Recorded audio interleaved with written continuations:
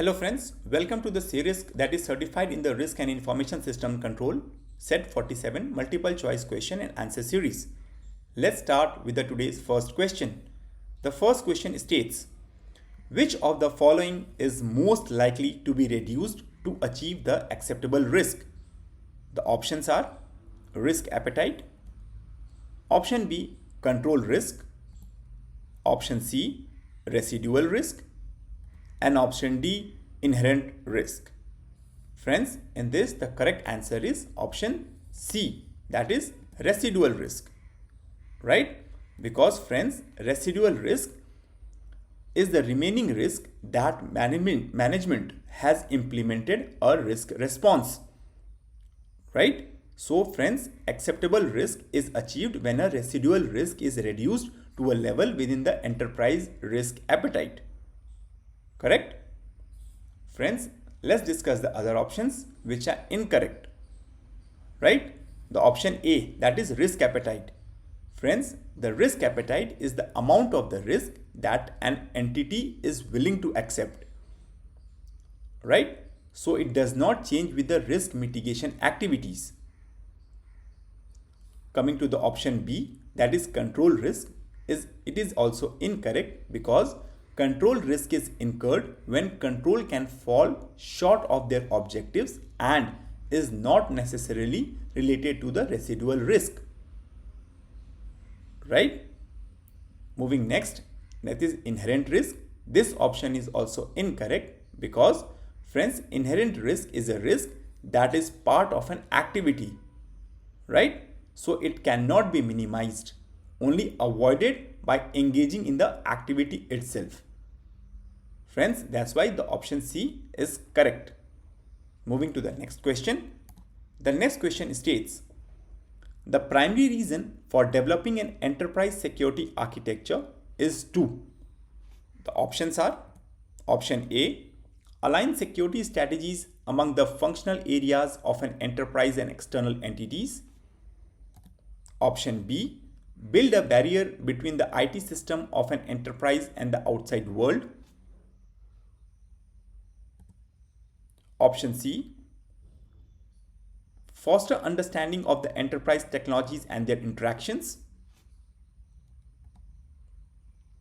And option D, protect the enterprise from external threat and monitor the corporate network proactively. Friends, in this the correct answer is option A, that is align the security strategies among the functional areas of an enterprise and external entities. Because the enterprise security architecture must align the strategies and objectives of diverse functional area within the enterprise, right? Optimize the flow of information within the enterprise and support all required communication with external partners, customers, and suppliers, right? Let's discuss the other options which are coming to the option B, that is build a barrier between the IT system of an enterprise and the outside world.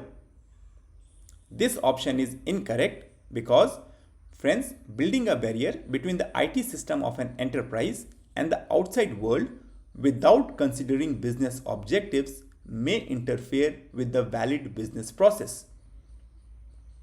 Right? That's why this option is incorrect.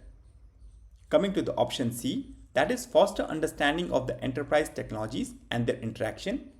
Friends, this option is also incorrect because enterprise security architecture should not only inventory all the technologies that exist in the enterprise, but also document their interaction and interdependencies in relation to the business objectives, right? So friends, the enterprise security architecture should further document the interaction with the and dependence on external process and suppliers or partners and customers as they relate to the business goals, right? Moving to the option D, that is protect the enterprise from external threat and monitor the corporate network proactively. Friends, this option is also incorrect because enterprise security architecture does not protect the enterprise from threat or monitor the threat.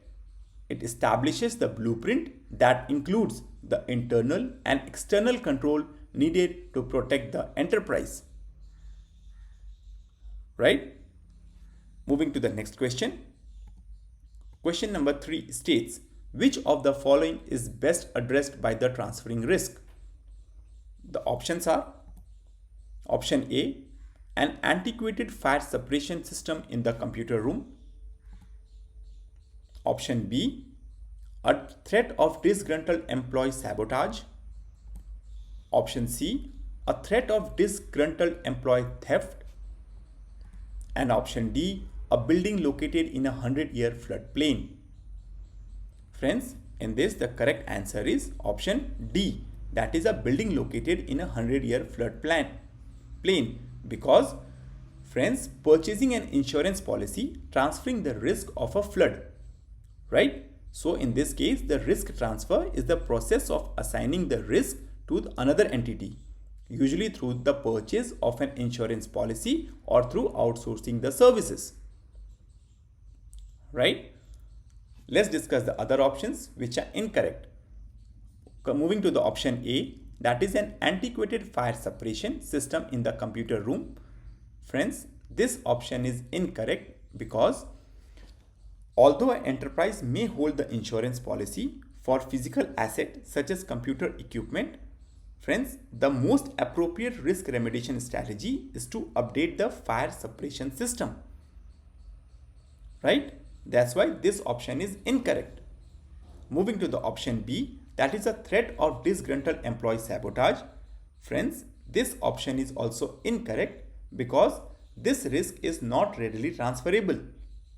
In this, the full risk response planning should be performed for all risks that could happen at any time during routine business activities. Right? Moving to the option C, that is a threat of disgruntled employee theft. This option is also incorrect because the risk is not readily transferable. Hence, the removal media policies and procedure should proactively be in place to mitigate the risk of lost or stolen media. Right? That's why this option D is the most appropriate and a best addressed for the transferring the risk. Moving to the next question.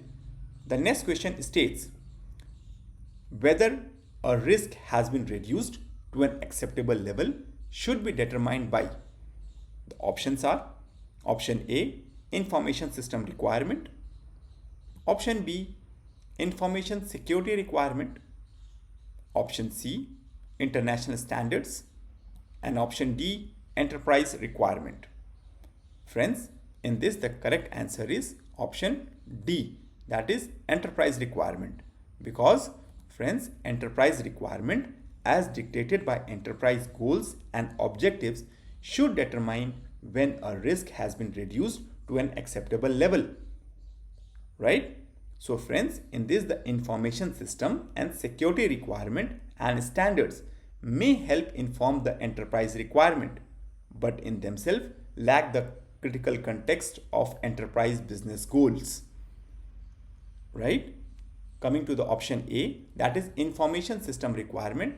Friends, this option is incorrect because information system requirement should not make the ultimate determination.